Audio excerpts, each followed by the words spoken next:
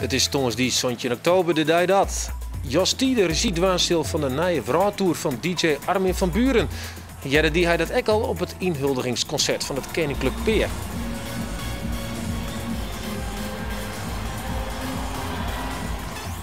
Ja, het is de dag dat een heel bataljon uit Haveltel jou het binnen marcheerde.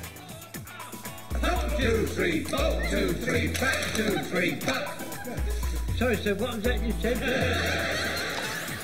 En het is de dag dat deze tweet wederom net verstuurd werd.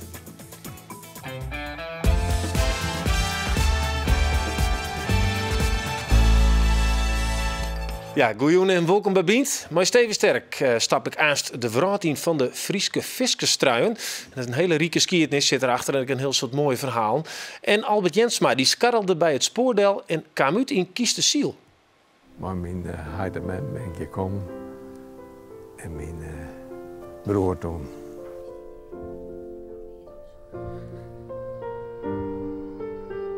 Maar je hoort je weer arbeider bij deze boer? Ja, klopt. Ja.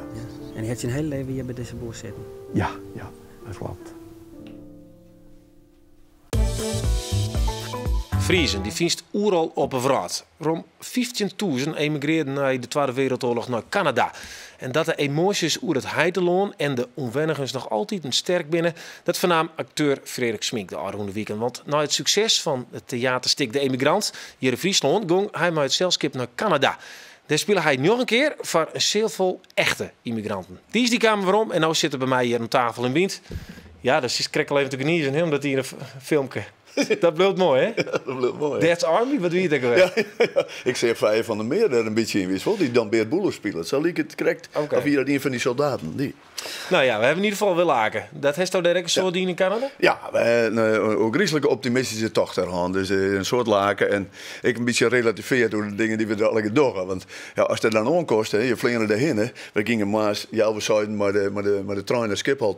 En midden zit je dan om een uur of 4 bij iemand op het heem daar. En de familie Talsma zitten wij om 4 uur rond Pilske. Ik zou jongens vanmorgen voortgaan en vanmiddag ben we er al. Wat is dit voor emigratie? Ja, dat stelt niks voor. De moesten die horen mensen, de echte emigranten. Hoe lang deden die er eigenlijk hoor? Nou ja, die gingen maar de boord. Hè. Dat zijn een aantal dagen. We zijn weken, zo'n dagen of zoiets. Weet ik al niet precies. En dan kwamen ze bij Halifax aan, en dan bij Pier 21, Pier 21. Daar gingen ze van boord. Daar waren alleen die skippen aan aan. En maar dat weer een hele hoorde tijd. Dat weer de tijd met de boord. Later gingen ze met de vliegtuigen. En nou ja, wij gingen ook met het vliegtuig. Het maakt het wel volle meer uren, maar het gevoel is, je stapt maar in het vliegtuig en midden zit je dus daar, want je gaat met de dag mee. Ja, en dan koest ik voortdurend Fries praten, want dat is het lekker aan die emigranten. Ja, want mijn boerenkool Engels hoef ik niet voor het lucht te hel in doen. Dat kook ik direct in het Fries en dat is dan ook wel heel eigen. En die mensen die Talsmet, we hebben weer dat weer bijzonder trouwens, hè? Dat we dat terug te kunnen. Ja. Zullen we daar aansnijden? Ja, want ik wil even met die naar de emigrant zelfs, want we komen aansval op die verhaal, die prachtige verhaal die is toch op die ster. Ja. De emigrant, een verhaal, nou ja, we hebben de beelden van, maar misschien kun je het even kwart zeggen in PSN waar het toe gaat.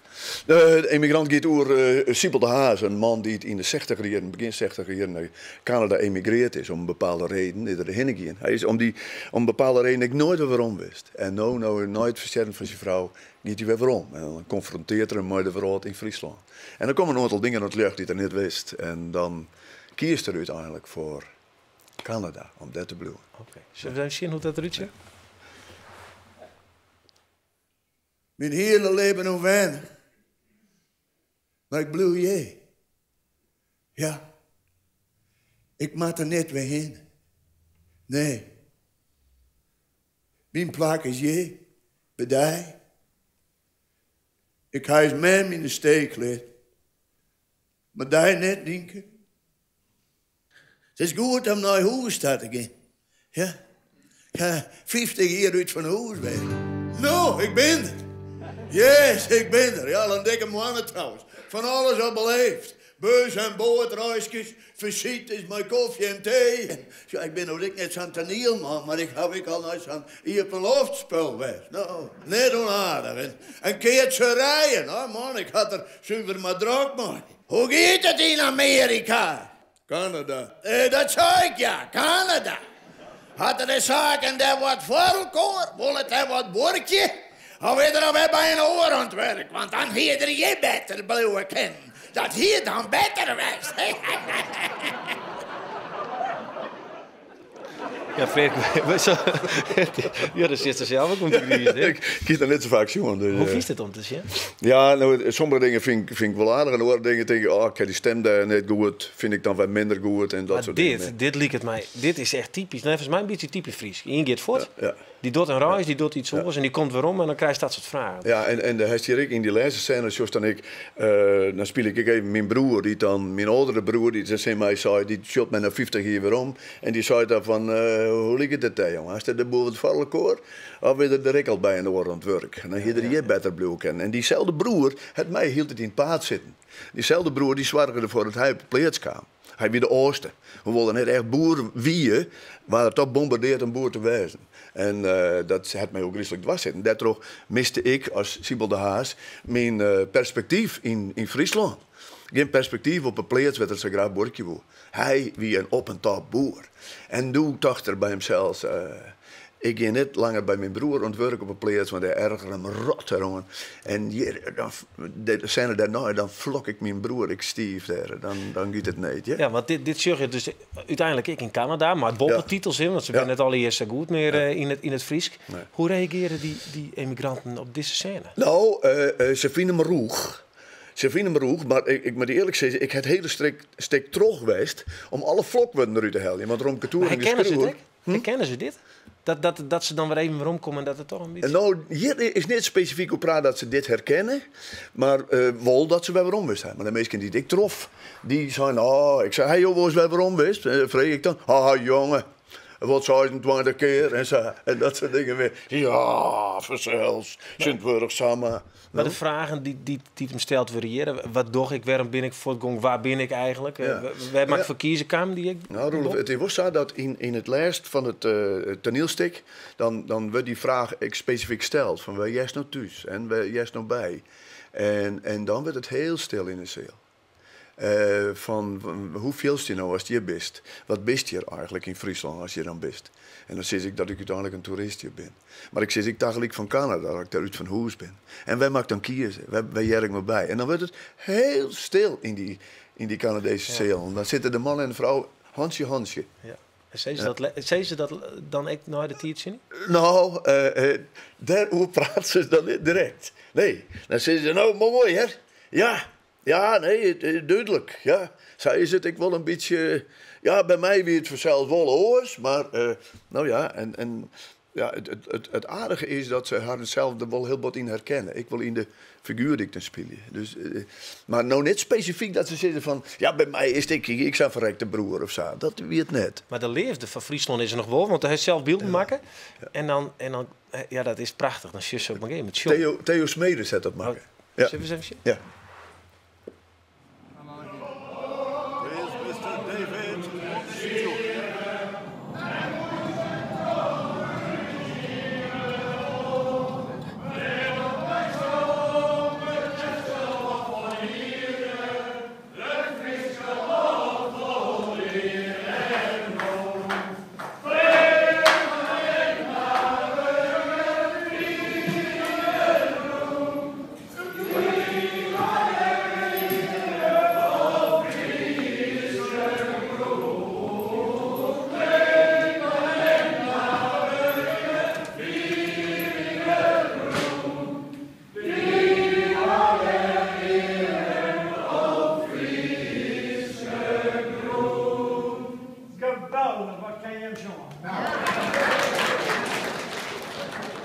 Spontaan, dit?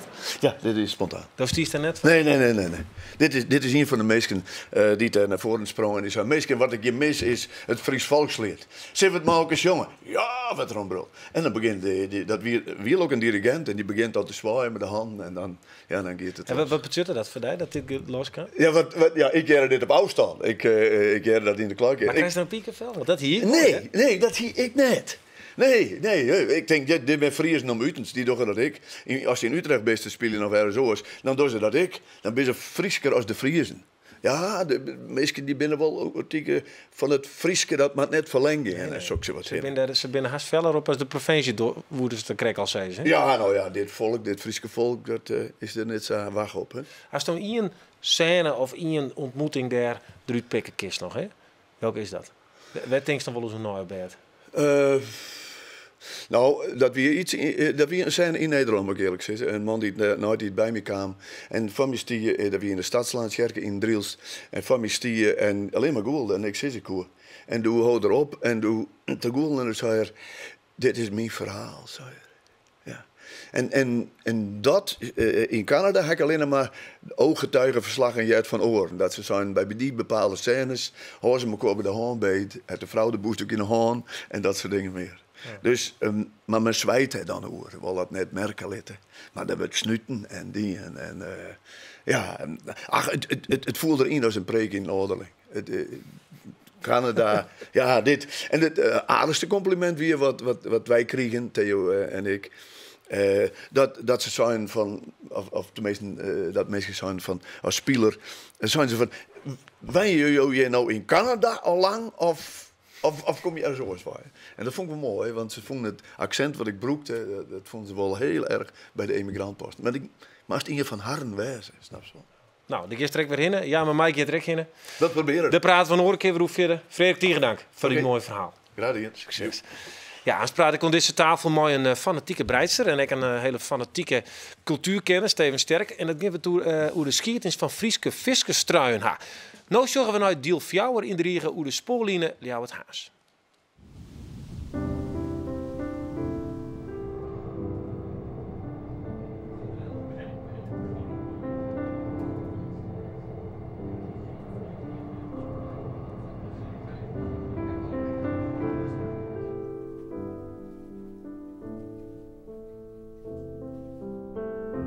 Zo'n 60 jaar. Zo'n 60 jaar. Ja. Maar mijn heilige man ben gekomen. En mijn broer toen.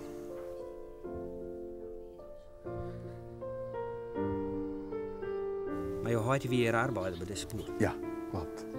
Ja. Ja. En je hebt je een hele leven hier bij deze boer zitten. Ja, dat klopt.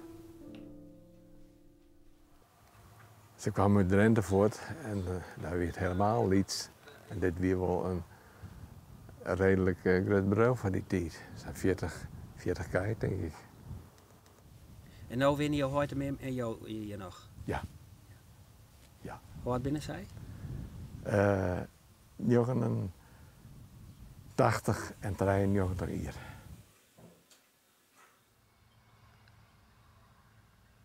Je kwam van de andere kant, denk ik wel. Hij kwam er. Of je? Ja, ik heb hem. Hij krijgt even te laat. Had ik wel uit de boer. Nou, maar ik heb het zo wel. Ja, hij krijgt hier mis, of net?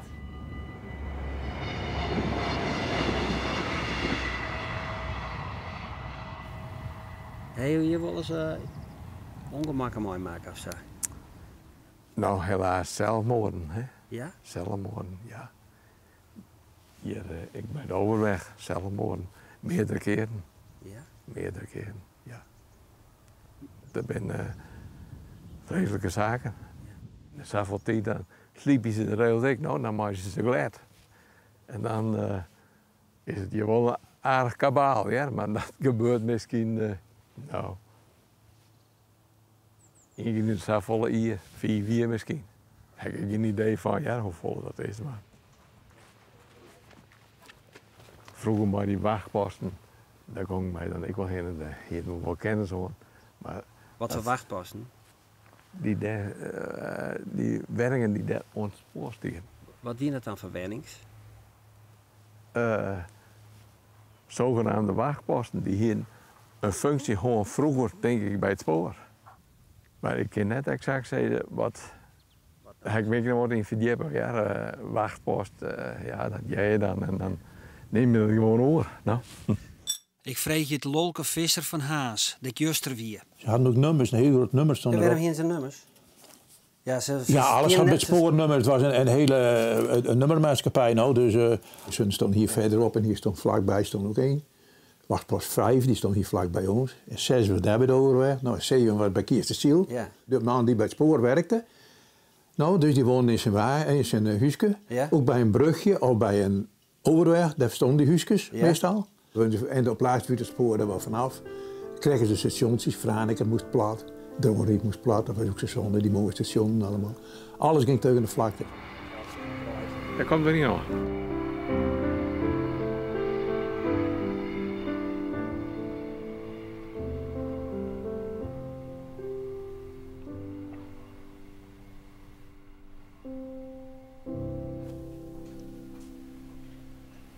Ja, morgen heb je nog één te goede van deze riege oeren. Het spoor tussen Ljouwert en Haas. Ja, nou ben ze op 100 tellen, maar 100 die wienen er nog een heel soort Frieske fiskers actief. Wiels de mannen op zee zitten, wie de vrouw thuis. Hopend op een veilige veromkomst verzwaren ze de band, maken ze lekker eten. Maar ze die wat oors. Ze breiden truien. En net samen truien, het blikken traditionele fiskerstruien te wezen, die echt nog een heel soort culturele waarde hebben. Mijn gast van de jongen, dat is Steven Sterk, en die voert het je heel graag over.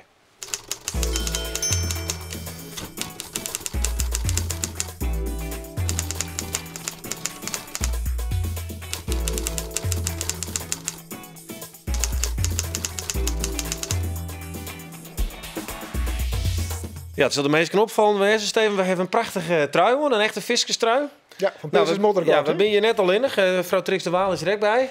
Je bent ga maar lekker aan de gong. We stellen je aan nog even een vragen, want dit komt volgens mij veel hoor. Maar dit is die idee, hè, Steven? Dit is, Roelof, dit is volkskunst, een farme volkskunst. Volkskunst is een soort kunst wat het volk maakt, dat zei het hem al. Dat is een hielperkunst wezen, het kan een meisje van lokvogels wezen. Maar in dit geval is dat textiel, breidje.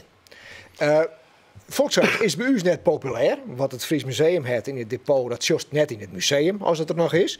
Maar in Boedapest, waar ik lees, je hebt een museum, een gegrut neoclassicistisch paleis. Allemaal volkskunst, de gerutske van een haasje. Nou ja, die viskerstruien, die patroon, die kist eens vergelijken met de patroon van de Asmat uit Papua Nieuw-Guinea. Want daar heeft ik die patroon die van heid op zoon met op dochter leert binnen. En het is fascinerend dat deze farm nog bestaat. Tenminste, op eindwerk opnieuw uitvoeren. Ja, want dat heeft met dit boek te krijgen. Ja. Visserstruien. Ja. Een boek dat nu uitgebracht is. En daar komt Jo Rol. Ik voel hem dadelijk naar farm. Want juist. Ja, kindje wel liepen slaan. De meeste toezucht net. Die moet echt het boek hebben misschien. Maar Jo hebben dus echt visserstruien weer maken. Gewoon van de oude foto's. Ja. Hey, Jo, we hebben het nice maken. En dit is niks. Ze ben goed warm. Dat verneem ik in ieder geval wel, Steven. Nee. Dit boek is nog niet zo lang uit, dus de truien zijn nog vrij nieuw. Maar deze truien die zijn echt gedragen. In Moddergat heb je de Wiermer Aak, die is pas gebouwd, een paar jaar geleden.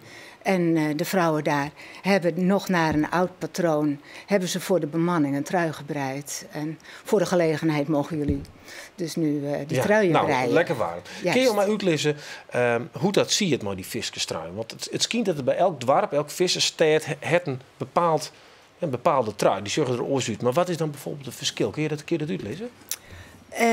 Dat is moeilijk.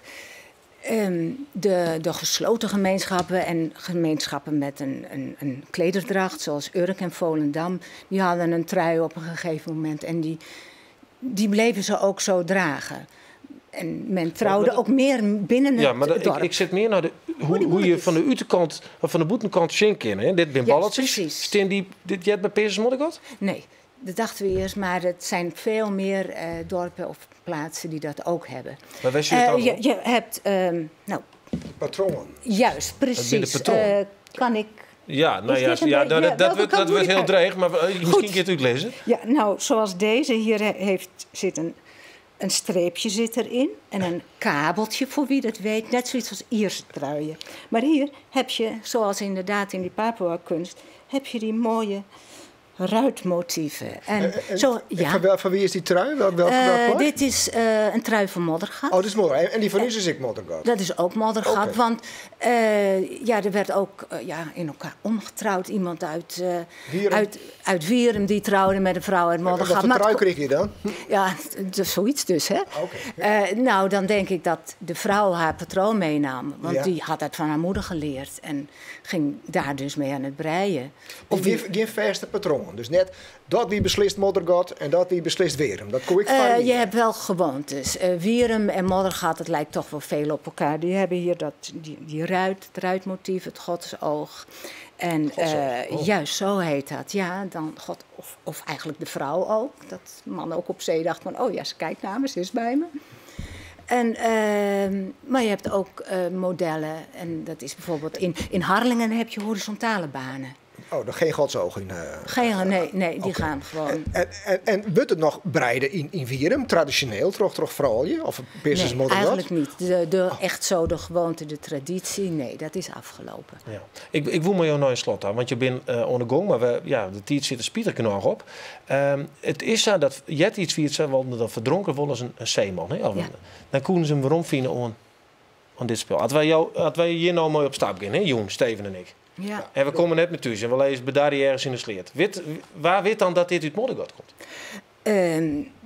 Overlevering, want die vissers gingen niet alleen maar naar hun eigen plaats, die gingen overal naartoe. En dus dan kan iemand zeggen, oh ja, dat zijn de truien van Moddergat, dat kan. Nou ja, maar horen we hem om?